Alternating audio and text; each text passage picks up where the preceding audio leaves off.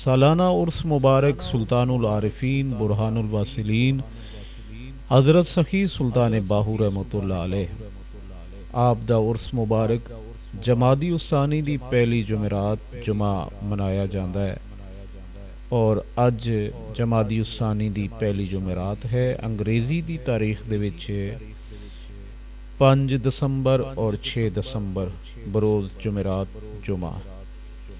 अज जमादी उसानी दी पहली जुमेरात है। आप दा उर्स मुबारक दी तकरीबात शुरू हो चुकियां ने।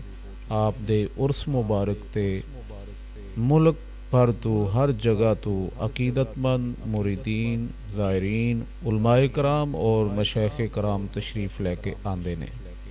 अज चादर पोशी होएगी और कल बाकायदा महफिल का प्रोग्राम तरतीब दिता जाएगा। 5 दसंबर और 6 दसंबर नूं 2024 उर्स मुबारक आप दा हो रहा वे और अज तो उर्स मुबारक शुरू हो चुका है। शोर शहर ते रहमत वसे, शोर शहर ते रहमत वसे, जिथे बाहू जाले हू, बागबाना दे बूटे वांगू तालिब नित संभाले हू, नाल निजारे रहमत वाले खड़ा हजूरों पाले हू, नाम फकीर तिन्हां दा बाहू जेड़ा घर विच यार विखाले हू। नाम फकीर तिन्हां दा बाहू जेड़ा घर विच यार विखाले हू।